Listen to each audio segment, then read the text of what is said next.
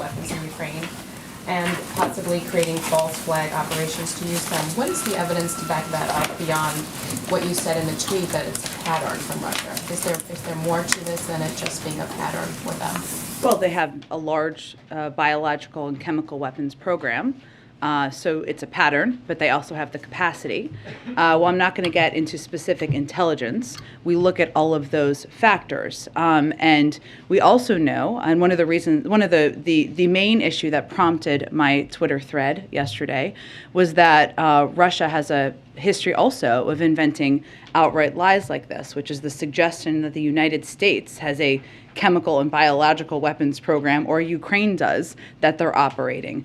Russia is the country that has a chemical and biological weapons program. So the objective was to make clear the inaccuracy of the information, the misinformation they're trying to put out, and make clear to the world that they not only have the capacity, they have a history of using chemical and biological weapons, and that in this moment we should have our eyes open for that possibility. Would use of chemical or biological weapons be a red line for the president in terms of direct U.S. involvement in the war over there?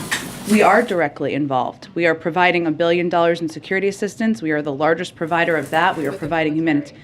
With the U.S. military going and engaging in Ukraine and fighting a war against Russia, we don't have any intention to do that. Go ahead.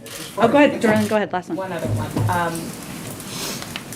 The Defense Intelligence Agency, the director told Congress today that his agency underestimated the Ukrainian military's preparedness and will to fight. Is that the assessment? Does the White House share that assessment? We do, and I think, Darlene, the world does. I mean, I think when we saw the preparations of President Putin and the Russian military on the borders of Ukraine, we saw the power of the Russian military, we saw the intentions of President Putin, and I don't think anyone anticipated the level of courage, of bravery, of capacity to fight back that we have seen in the country. At the same time, we've also seen some miscalculations by President Putin as well, in terms of that capacity and willingness, but also in terms of their own planning and logistics of their military. And then lastly, can you just talk a little bit about the fate of the COVID money, the $15 billion that Speaker Pelosi took out of the bill yesterday? I mean, how confident is the White House that you will ultimately get that money? Absolutely. Okay. I just wanted to let you continue. Well, we need this money. So without additional resources from Congress, the results are dire. Just to give you some specifics, in March, testing capacity will decline this month. In April, free testing and treatments for tens of millions of Americans without health insurance will end. In May, America's supply of monoclonal antibodies will run out. So failing to take action now will have severe consequences for the American people. That's why we requested $22.5 billion to avoid severe disruptions to our COVID response. The reason we've made the progress we have at this point is because we have been ahead of where the pandemic is in terms of having the preparations, for the most part, of vaccines, of supplies needed, and we want to continue to stay ahead of that if we can. So these are conversations, as you all know and has been reported out, that are happening with members, but we will need that funding in order to continue to fight the pandemic. Go ahead. Just to follow up on Darlene, are you detecting any sign of any imminent use of chemical weapons over there? I'm not going to get into any intelligence. Obviously, we continue to assess the declassification of that, as you know, Steve, as we have done throughout the course of the last several weeks. But what we endeavored to do when we put out that information yesterday is to remind the world of the large biological and chemical weapons program that Russia has, the fact that they have used it in the past against dissidents on their soil and on NATO soil, that they and that they were taking a step to put out misinformation about our own programs, capacities, and those of the Ukrainians as well. And the President spoke this morning with the President of Turkey, Erdogan. Did they discuss access to the Black Sea? Do you know? They had, I know we just put out a readout that you should all have. They had a constructive, lengthy call. I believe it was almost an hour, if not an hour. And the president is very grateful to the role that Turkey is playing and has played even earlier today in hosting diplomatic negotiations at this moment in time. But in terms of additional specifics, there's not more I can get into from here. Go ahead, Caitlin. Thanks, Jen. I just want to be totally clear. Are you saying if Russia does conduct a chemical weapons attack in Ukraine, there will not be a military response from the United States? I'm not going to get into hypotheticals. What we're saying right now is they have the capacity and the capabilities. I'm also not going to get into intelligence. But the president's intention of sending U.S. military to fight in Ukraine against Russia has not changed. But that sounds like even if there is a chemical weapons attack, that calculus will not change. So I just want to be clear on what the U.S. response would be. Again, there has not been a chemical weapons attack. We are conveying to all of you what the capacity and the capabilities of Russia are, what steps they have taken in the past. Let's hope we are not having a discussion about that,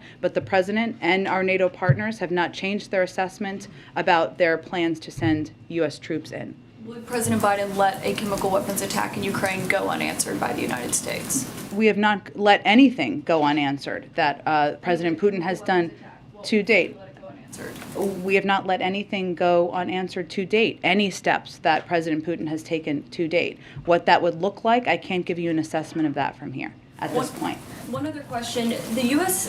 says their assessment is that Ukraine has planes that they could use. They don't think it would be effective to send more aircraft to Ukraine right now. Ukrainian President Zelensky has pleaded for more aircraft, saying that they desperately need it. So I guess the question is, how do you square the U.S. assessment with what President Zelensky, who is on the ground in Ukraine, says that he needs for his Air Force?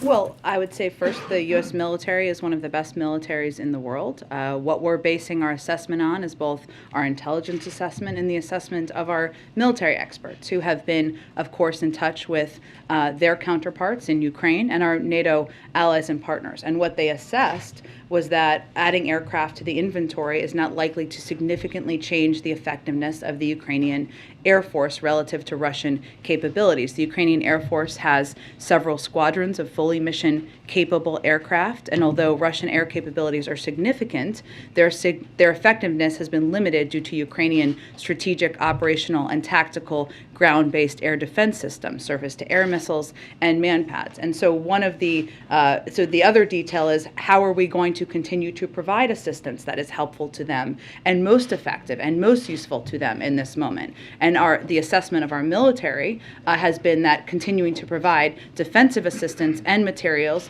in that form is what is most useful and effective at this point in time. Go ahead. Thank you, Jen.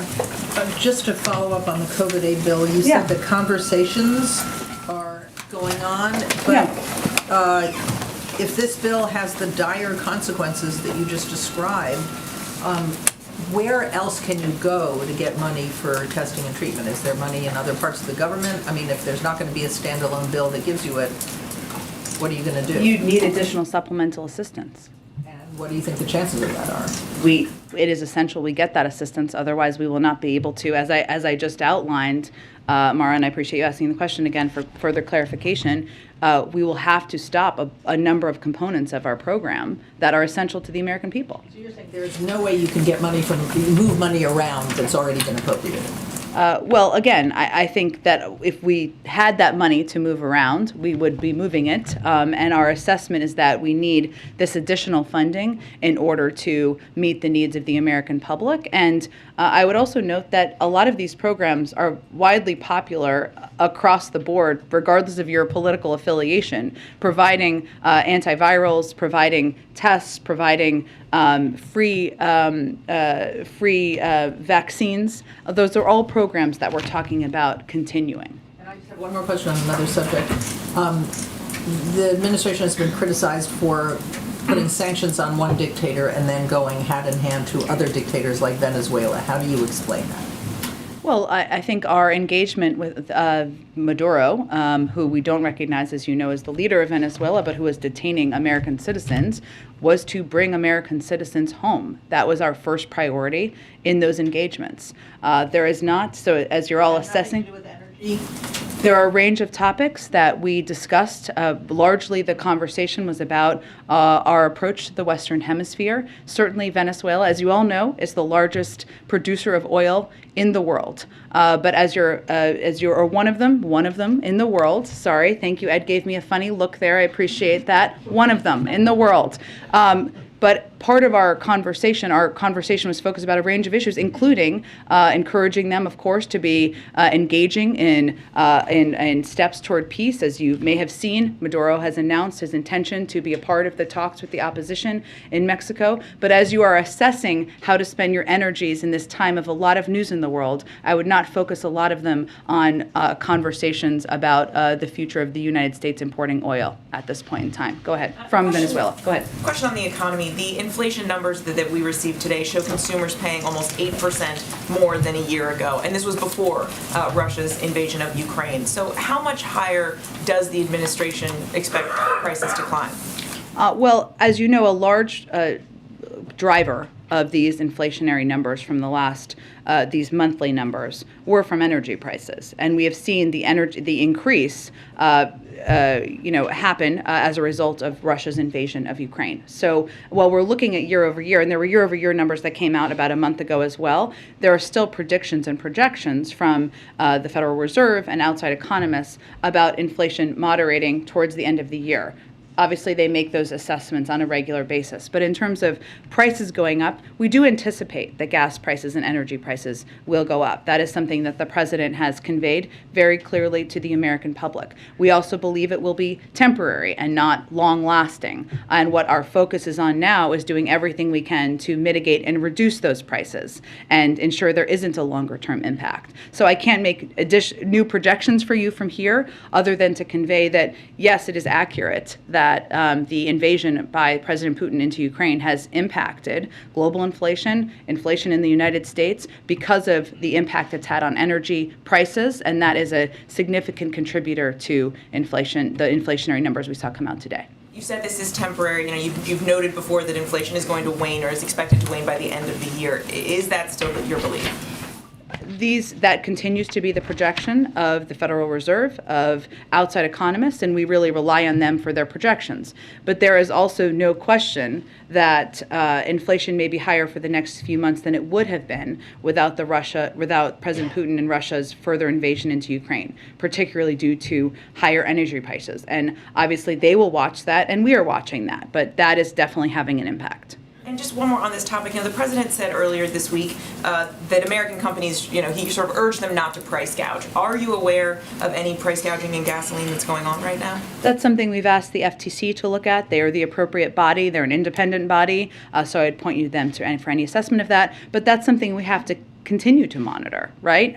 We've been monitoring it. We've asked them to monitor it. But obviously, at this point in time, when Americans are paying higher prices at the pump, this is one of the areas where we need to watch closely. Go ahead. I ask you about the transportation mask mandate. Sure. TSA says it was based on a CDC recommendation. I'm just wondering if you're in a position to explain the rationale, the science, the logic behind continuing it in places where the community level is low.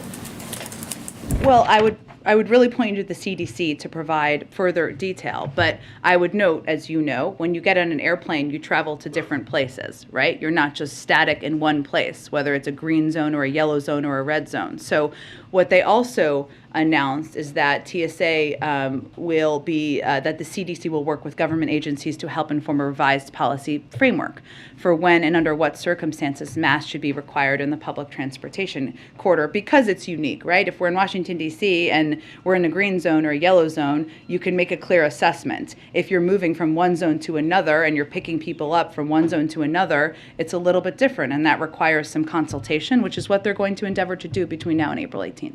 Completely separate topic. France said today that the window on an Iran deal is closing. Does the U.S. share that view? Is the sense here that Iran is trying to run out the clock? Well, our view is that we are close. We have been close for some time now, and we also, for the last several weeks, as we've been talking about. We also all know from having been through these negotiations before that the end of negotiations is always when the difficult and challenging parts of the conversation typically take place. So I wouldn't make that assessment or echo that from here. We are continuing to have these diplomatic talks. It is in all of our interests to stay at the negotiating table, and that's what our plan is to do from here. Go ahead. Jen, you said earlier to one of my colleagues that nothing that Russia has done so far in terms of this invasion has gone unanswered when you were being asked about bio and chemical weapons. Obviously, none of what we have done to answer Russia has steered them from continuing this invasion. So why not consider some alternate strategy to communicate to Russia the consequence if they are to do a bio or chemical weapon strike inside Ukraine? Like what? I'm asking you, in other words, why not communicate? You won't say if it's a red line, right? Because you won't say that it's not our intention right now. So let me start there. Is there any red line for Russia that the U.S. would have some involvement where the military entered in Ukraine? I'm not going to get into red lines from here, Peter. What I would tell you is that when I said we have not let anything go unanswered, what I mean is that we have amped up a range of military and security assistance, a historic amount to Ukraine, including a range of defensive weapons, which we've expedited the delivery. Even in the last 10 days, we've delivered about $240 million of that. And also we've provided a range of humanitarian assistance, and we have basically crushed the Russian economy, where the stock market is not even open. So it's inaccurate to suggest it's gone unanswered. We have taken all of those steps and rallied the world. And I'm not saying it's gone unanswered. You say it's gone unanswered. We've witnessed the answer in the form of sanctions. I'm saying, given the potential that you've indicated that Russia could use a bio or chemical weapons strike there, why wouldn't the U.S. communicate to them something that is not an answer, but instead preemptive to communicate the consequence if they are to take what would be a horrific this war to a horrific new level? The president's first and most important objective is the national security and interest of the United States, and being clear and direct with the American people. He has been clear and direct with the American people. He is not intending to send U.S. troops to fight in Ukraine against Russia, to start another war, that would be an escalatory step that would not be in our national security interests and not in the interest of NATO. What we have conveyed is Russia's capabilities, their capacities, and their pattern of using chemical and biological weapons. And so what does he say then? That's the message to the American people. His responsibility to them, of course, is before any other. What does he say to Vladimir Putin if those at the head of the Russian government are considering that? What do you say to them watching right now? We have been very clear, and our actions have been the evidence of this, that there will be significant consequences for every escalatory step that is taken by President Putin and the Russian government. Follow on this then very quickly as it relates to the MiGs. You guys have said you closed the door on supplying combat aircraft to Ukraine right now, the transfer of MiGs. We heard from the Pentagon, your colleague there, John Kirby, said it was high risk. Mitt Romney today said there was a sentiment that we're fearful about what Putin might do and what he might consider an escalation. It's time for him to be fearful of what we might do. Why is it not a risk, a higher risk, to wait? To wait to what? We're not supplying, to not act in providing MiGs to the Ukrainian country. We said that's a high risk. Why is that a higher risk than not providing them? We're already witnessing civilians die as we speak. Well, I would say what our assessment is based on is how to prevent a world war here, Peter, which is a significant weight that the intelligence community, the Defense Department, and the President of the United States weighs at every moment in time.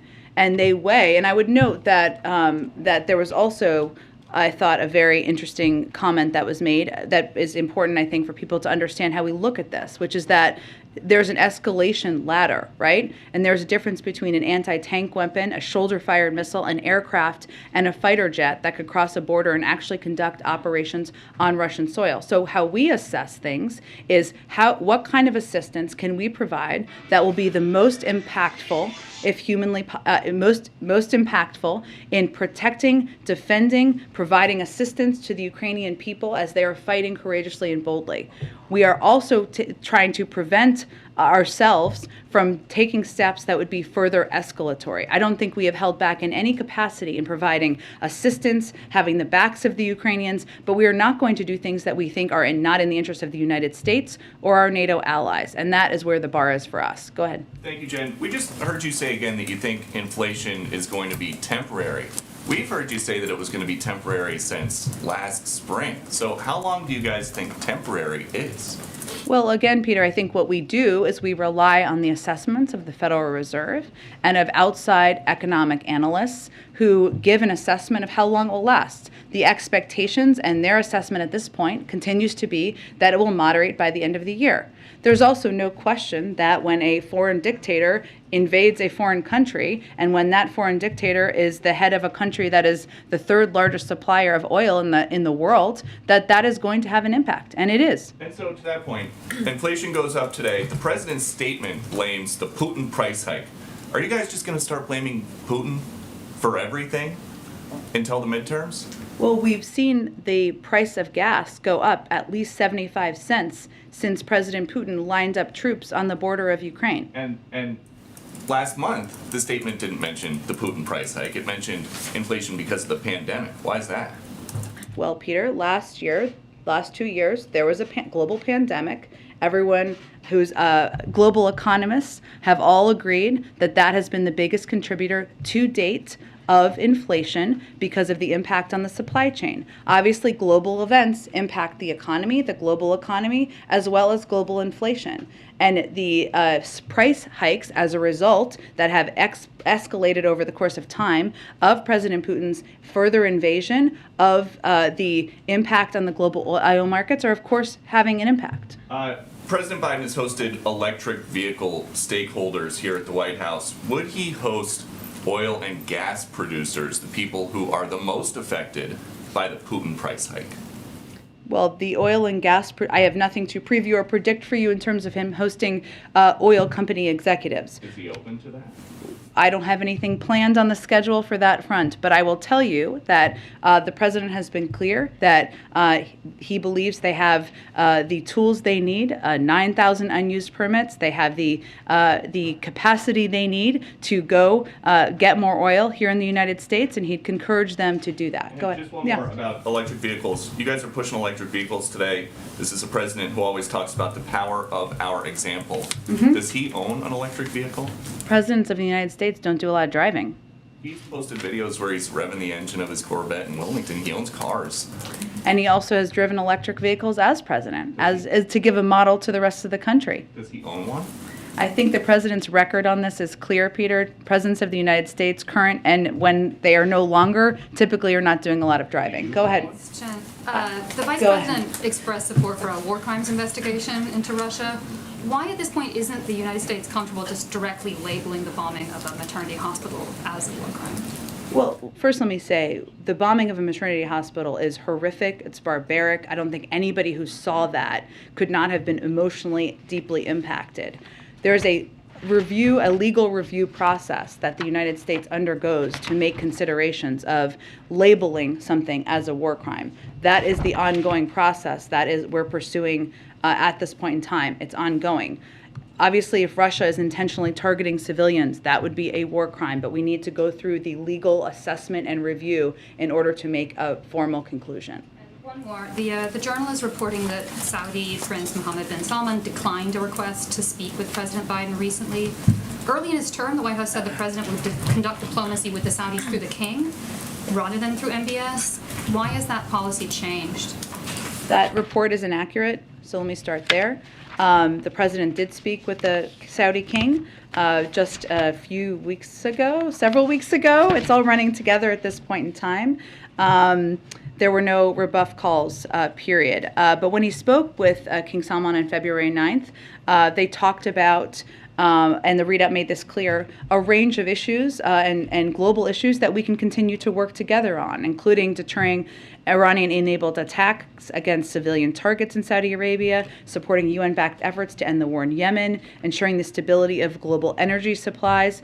And the president's focus is really on our relationship moving forward, where we can work together, how we can work together on economic and national security here at home, and he looks forward to that continuing. Does it remain the policy that he will only be conducting diplomacy through the king? Well, he is his appropriate counterpart, but again, there are different leaders who attend different global events from a range of countries, including Saudi Arabia. So if the Crown Prince had been at any of the global events that the president had recently attended, I'm sure he would have engaged with him, but he was not. Go ahead. Thanks, Jen. Senator Manchin said today that he supported the Republican plan to move forward with 4 out of 5 Fed nominees. I know that you're going to say that Republicans on the Banking Committee should just get back to work and allow the entire slate to go forward, but The president also said during the State of the Union that these nominees were crucial to the fight against inflation, and we saw today, obviously, that's still a pressing concern. So I was wondering if you could walk me through why you wouldn't take what Senator Manchin called a win, get 4 of your 5 nominees. Is it because Sarah Bloom Raskin herself is crucial to this fight in inflation? Is it that you're worried about a slippery slope in the Senate? Like, why not take the 4 out of 5? I know you give a little bit of a preview of what I might say there, but one, we don't have any change in our approach or policy here. The committee should hold an up or down vote on all 5 nominees. It is important to note that it is not a lack of votes on the committee to move these nominees forward. It is a lack of willingness of Republicans to show up to the committee to actually vote, even against this slate of nominees. That is where we have a core issue here. So we also would agree with the statements from Republicans in the Senate, like Senator Grassley, who have said that senators should not degrade their advice and consent responsibilities and should show up and do the jobs the American people pay them to do. And our hope is that banking committee members will show up and do their jobs and vote or not support these nominees, but allow it to move forward by meeting a quorum. But I guess my question is, why is that core issue more important than the broader fight against inflation for you guys? What is the philosophical thing that you guys are saying it's more important than getting 4 Fed nominees on the board in a time of heightened inflation? We believe all 5 nominees are eminently qualified and should be given an opportunity to be voted through the committee, where we absolutely have the votes. Republicans are just not showing up to get quorum for that vote to move forward. All right. On inflation, you've said obviously that the Ukraine fight is going to has already driven up gas prices and is going to contribute to inflation in coming months. I'm wondering what spillover effect you expect into the broader economy. So do you expect that this increased inflation is going to impact GDP or job growth or those sorts of things? Is that a fear that you're sort of grappling with, and are there steps that the White House is going to take to try to mitigate the spillover from inflation then?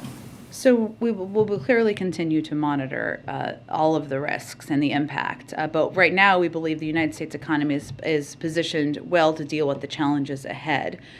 Given, since the president took office, we've seen a historic recovery. We've added 678,000 jobs last month and 7.4 million jobs since he took office. We've seen the fastest decrease in unemployment on record and the fastest economic growth in nearly 40 years. So clearly, and you heard the President of the United States talk about this in the State of the Union, inflation and costs are an issue that we will continue to focus. It's a top priority for him. But in terms of the strength and stability of the economy, we do feel we are continue to be positioned well to deal with the challenges ahead.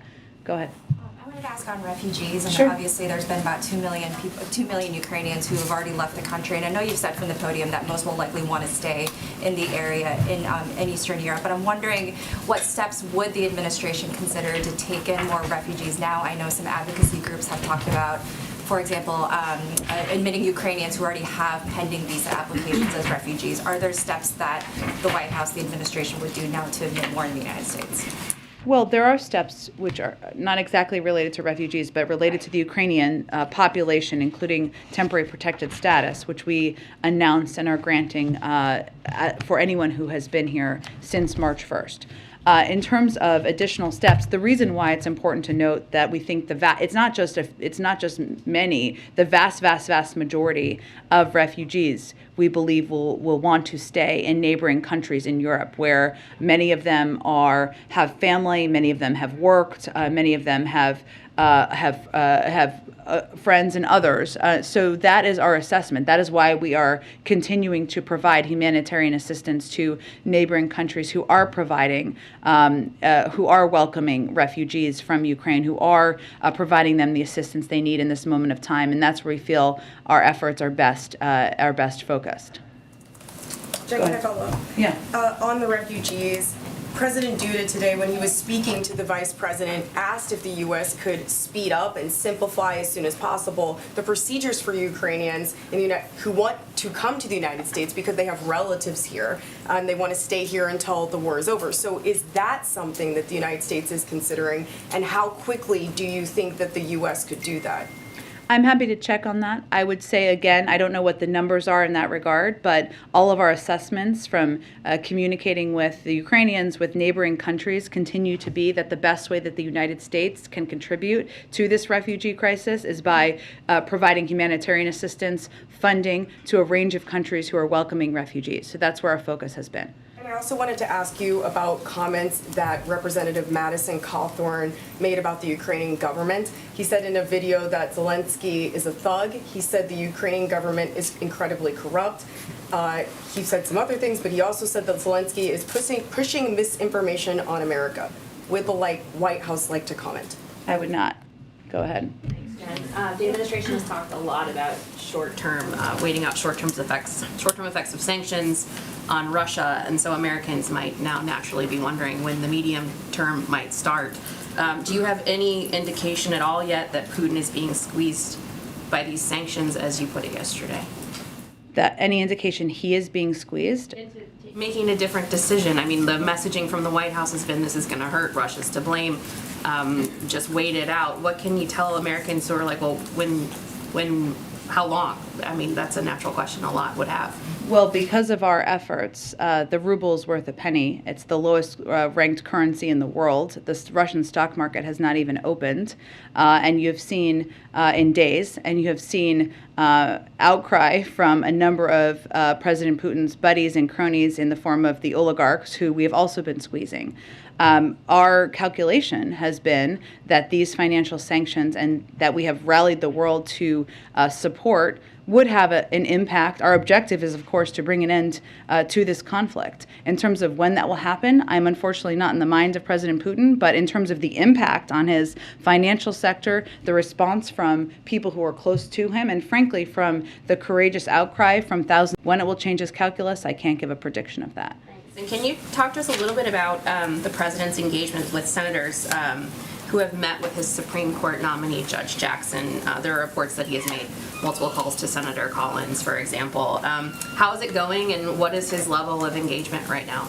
The president has been very closely engaged in this process, even while he is rallying the world to stand up against President Putin. He has made a range of calls over the course of time. I'm not going to confirm specifics of those from here. I would also note that Judge Jackson has been meeting with a range of members on the Hill, as you all have seen every day, including members who may not have had any record of voting for nominees of ours in the past, but she's committed to meeting with every member of the Judiciary Committee before her hearing, and she is quickly working through that. And she is also committed to meeting others beyond that period of time. And many of them have come out and spoken to her their meetings with her after that. So I think that gives the best assessment of how things are going quite well. Go ahead. Thanks, Jen. This morning, a bipartisan group of lawmakers sent an open letter to the president asking to invoke the Defense Production Act to increase oil production. Is the administration considering a move like that, or other conversations with industry to help lower gas prices at the moment? Well, without ruling out or ruling in any options, let me explain to you what the Defense Production Act would do in this regard. It would basically be providing money to oil companies to do something that they already probably have the capacity to do. Have you been in conversation with these oil companies since this latest rise of gas prices has come to increase production? We have had senior officials in touch with oil companies, yes. Switching gears really quickly, on President Biden's conversation with the Colombian president today. As a strategic partner, in the latest talks with Venezuela, was Colombia involved in those talks about releasing Americans? And will further talks about releasing Americans from Venezuela be part of President Biden's conversation today? I don't believe they were part of the conversation with Venezuelans, with Maduro about releasing Americans. I can certainly check on that front. We will, I'm sure, have a readout after the meeting that the president is having shortly. And then on another migrant crisis, Colombia's obviously been dealing with their own migrant crisis coming out of Venezuela for years now. As part of these, as you've all said, that migration is going to be a major part of these conversations with Colombia. Is the administration prepared to help the refugee crisis that's going on in that country and manage the outflow from Venezuela into Colombia? Well, one, they have been a model. Colombia has in many ways in trying to take steps not only to welcome refugees but also to crack down in many ways on migration. That's part of the conversation that the president will have. We have provided a range of assistance in the past, but I don't believe that there's a new assistance package coming today, but that has been part of our engagement with them in the past. Go ahead. Oh, sorry, did I skip you, Ed? I'm sorry. Go ahead. In the readout of the call between the president and Turkey's President Erdogan, wrote that the president appreciated Turkey's effort to support a diplomatic resolution. How would you characterize the White House's role today in supporting a diplomatic resolution to the crisis, if there's any role the U.S. is playing? The U.S. is leading the global effort to rally opposition to the actions of President Putin, and we have been engaged with the Ukrainians on a daily basis. We've provided more security assistance, more humanitarian assistance than any country in the world, and there wouldn't be the unity of financial sanctions and actions without the leadership of the United States. So what we're doing is we're putting the Ukrainians in a position of increasing, hopefully, strength in their negotiations and discussions. Is the U.S. playing any concrete role in facilitating these diplomatic talks? We are supporting the efforts by a range of leaders, including Erdogan, including our Turkish allies, including the Israelis, including the French, and others who are engaging directly with President Putin over this. And if I could just ask a follow-up on inflation. You know, you've been getting questions about inflation for months. Sure. And you talked about a lot of work the White House is doing, but it's largely been long-term strategy, right? Supply chain work, supporting manufacturing in the U.S., semiconductors. The Americans that woke up with another round of headlines about inflation this morning, is there something you want to point to that's what the White House is doing to provide short-term relief, like immediate relief to the rising costs? I would say that a huge part of what we've done has had an impact already. One is obviously inflationary pressures have been caused by the pandemic, and getting the pandemic under control, which has been the president's top priority, has the biggest impact on that. We've seen hospitalizations go down. We've seen people return to the workplace. We've seen 99% of schools open across the country. Also, the steps that our supply chain task force have taken have already had an enormous impact, including increasing movement through ports by, I believe, about 60%. If you look at shelves at stores right now, 89% of them are stocked. That is a direct result of the actions of the supply chain task force and this president. It is also true that while the early stages of inflationary pressures were caused by the pandemic and caused by the impact on the supply chain of that right now what we're looking at are different pressures, right? Which is the pressure of the energy sector that is a direct result of President Putin's invasion of Ukraine. And what we are doing in that regard is leading the world in responding to that and looking at every option possible, including coordinating a coordinated release from the Strategic Petroleum Reserve to ensure we're increasing supply to reduce prices. So I would say that there are a range of steps that have already had an enormous impact across the board on addressing inflationary pressures, but we also are dealing now with a new challenge that is why we're seeing the inflationary pressures go up. Go ahead. Just to follow up on your point that you said that senior administration officials have been in touch with oil companies about boosting supply. I don't know unless this has been reported elsewhere. Can you say which ones and what the response is? I'm not going to detail it further, but we've clearly met with them and we remain engaged with them as we do with a range of private sector companies. One other on Ukraine, we talked about chemical and biological weapons. As Russia appears to be moving towards encircling Kyiv itself, something that Pentagon officials, you or others have said could take several days, if not weeks.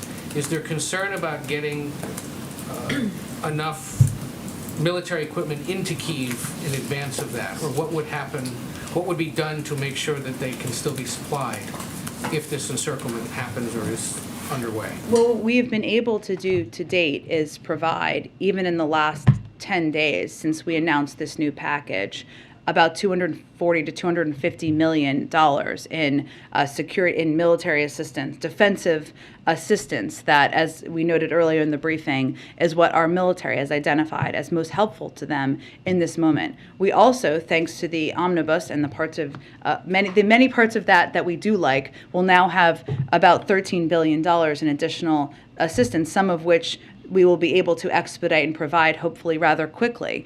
We have effectively and efficiently been able to provide a range of assistance to the Ukrainians, and we expect we'll be able to continue to do that. And then there was a helpful but on background and off-camera conversation yesterday about the Colombia president's visit and details of the Venezuela engagement over the weekend.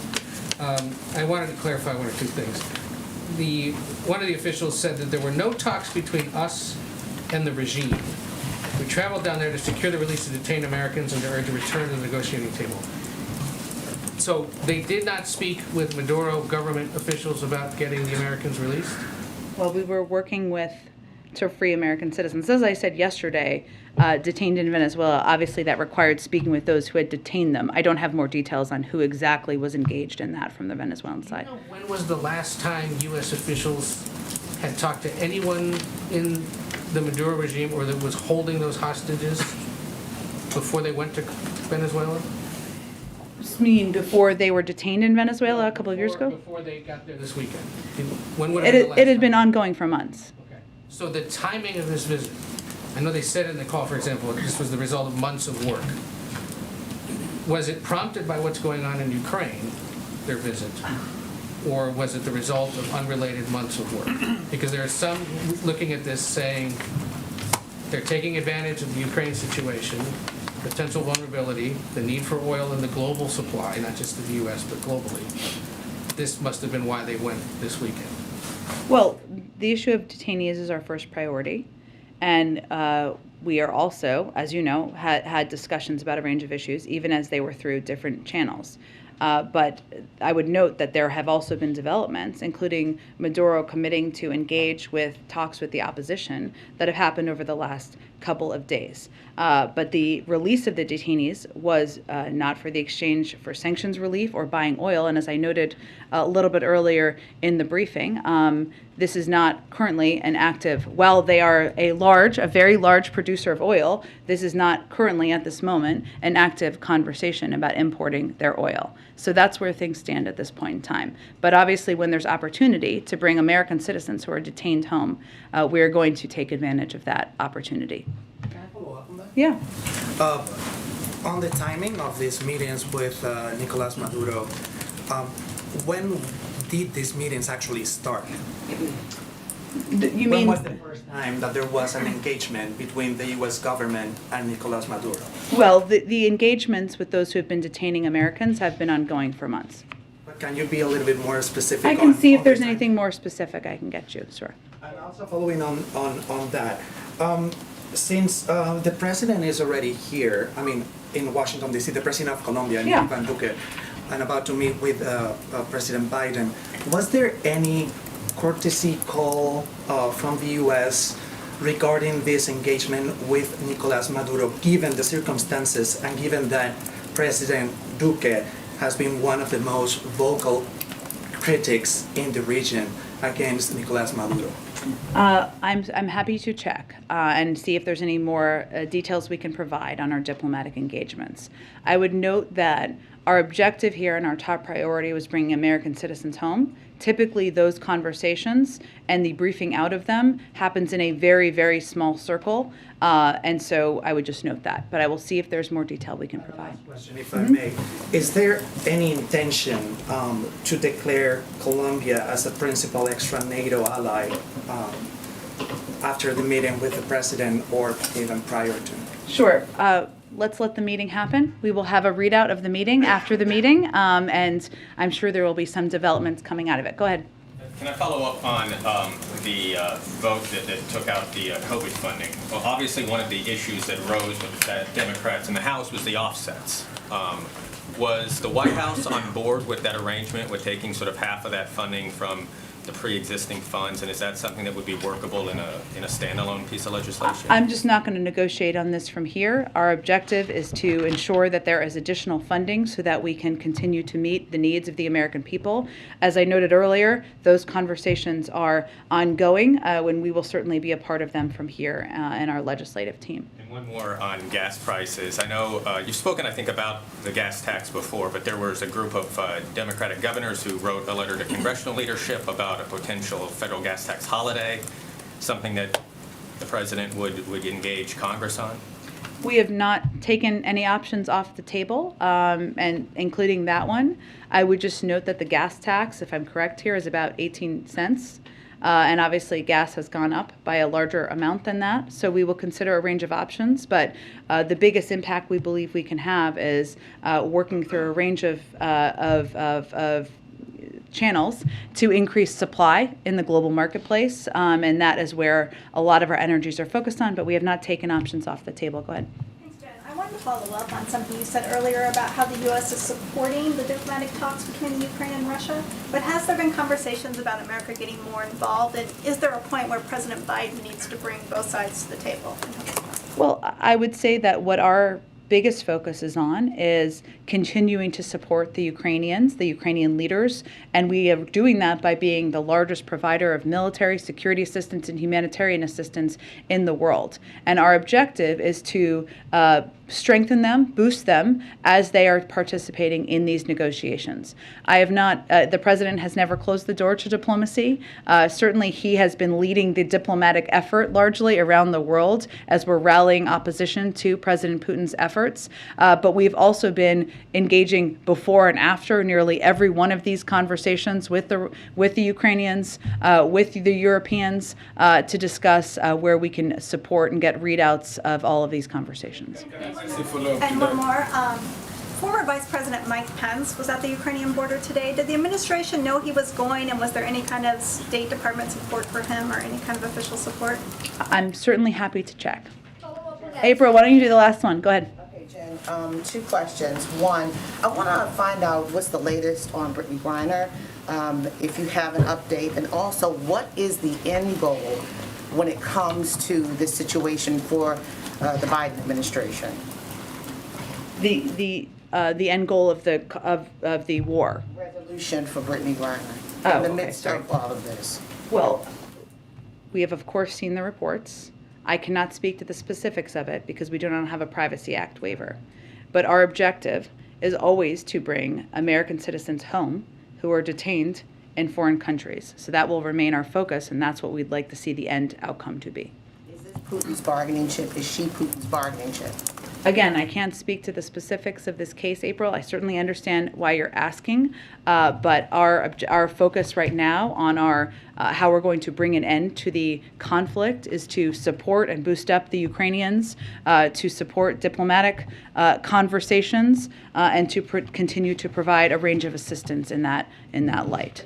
Speak to specifically why she's detained, all of that, but the end result, can you get into a little bit of the weeds, the minutia, as to what you're doing and how to bring her back? I cannot speak to that from here. We don't have a Privacy Act waiver, I would say again, but also for any American citizen held, we typically do not get into specifics because that is not constructive to bringing people home. And lastly, can you preview tomorrow as the president, he laid out the next year during the State of the Union, but he's going to be talking to his own party tomorrow in Philly. What can you give us a little bit of a readout of what he's going to say specifically? I'm trying to get a little bit more as it relates to the CDC. What is he going to say to them? Because he didn't have as much equity and inclusion in the State of the Union as some would have hoped for. Well, I would say I have not reviewed the remarks with him yet, or the remarks yet, so I am not in a position yet to give you a preview of what he's going to say. He's looking forward to traveling to Philadelphia tomorrow to speak with the caucus. I'm sure we can get you all something on that later this afternoon. Thanks, everyone. What's your end game in Ukraine? What's your end game there? You're not facilitating negotiation, you're not going there.